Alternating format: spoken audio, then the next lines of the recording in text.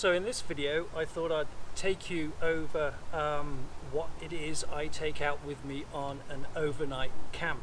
So I've got everything here that I do take laid out in front of me, kind of categorized in camping and sleeping, clothing and kitchen. So what I'll do is I'll take you around each section one by one and explain what it is that I've got. Okay, starting with the tent, we have a nature hike. This is a Cloud Up 2. It's a two-man tent. It comes with a ground sheet, which is what you can see all the equipment is laid out on. Very good tent. I've had this now for perhaps a couple of years and used it quite a bit, and it's proven to be a very good tent. This is just a simple Trekology inflatable pillow. This is my air mattress. Again, it's a Sea to Summit Etherlite XT. I think its R value is 4 or 4.4. Really warm, very good. The only thing is this particular one is fairly narrow, and probably the square rectangular one might have been a better buy. This is my Nature Hike sleeping bag. This is rated to about, I think, plus 11 degrees comfort. So this is mainly a summer sleeping bag. I do have a winter sleeping bag that's inside the house, but this is the one that I would be using most of all, because here in Queensland the weather's warm for 10 months of the year. I forgot to mention the Sol bivy bag. I essentially use this as a sleeping bag external liner, just to keep in additional warmth and the damp off the exterior of the sleeping bag. Moving on to electrical devices, the largest pack here is the drone. That's a DJI 2 Air S. This is a Baofeng UHF VHF radio, which also doubles as a regular radio. Channel mode.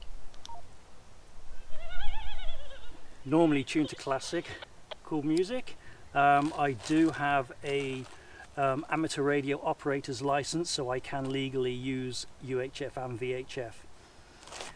This is a generic power pack, torch, LED lenser light for hanging in the tent, a larger LED light for outside lighting, my Garmin InReach, and batteries for the GoPro. These are the extreme batteries. They last longer and apparently they can cope better in extreme heat conditions. Onto the kitchen area. This is a solo stove. It's nested, so the actual wood stove nests inside the pot, and when I'm not using twigs and sticks and stuff to fuel the stove, I do have a spirit burner, which I just simply pop in there and cook. So that's really useful for when I want to get a quick brew going, heat some water quickly without worrying about fueling the stove and keeping that going. The string I use as a fire starter, so you just unthread this into smaller fibers and that takes a spark really easily. I've got a saw for cutting, if I can open it, for smaller sticks and branches. This is a Condor bush law knife. Fire steel. Now I only take a fire steel out with me. I'd never take out matches or a lighter because this never fails, and if you get your fire set up right, it will always take a spark. So this is invaluable because it's basically indestructible. Pocket Swiss Army knife. Trangia spirit container for methylated spirits for fueling the spirit stove, and good old Rid insect repellent, as the mosquitoes do tend to like me. Over here we have a Sea to Summit collapsible plate, which also doubles as a chopping board, and a cheap eBay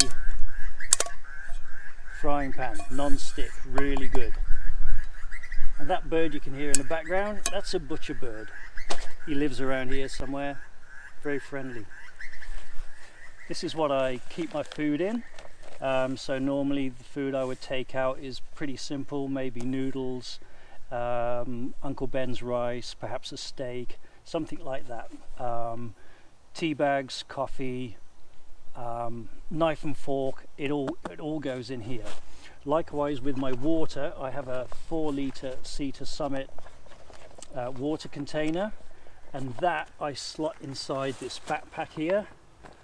That just goes in there, and that's all I use that for. That keeps the water on my back and off the side bags, so that takes up less room. Obviously we've got a chair.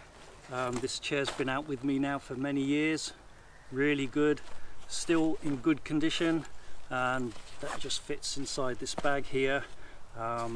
Really good. I think this was about $30 off eBay, not one of the more expensive ones, so it's doing well.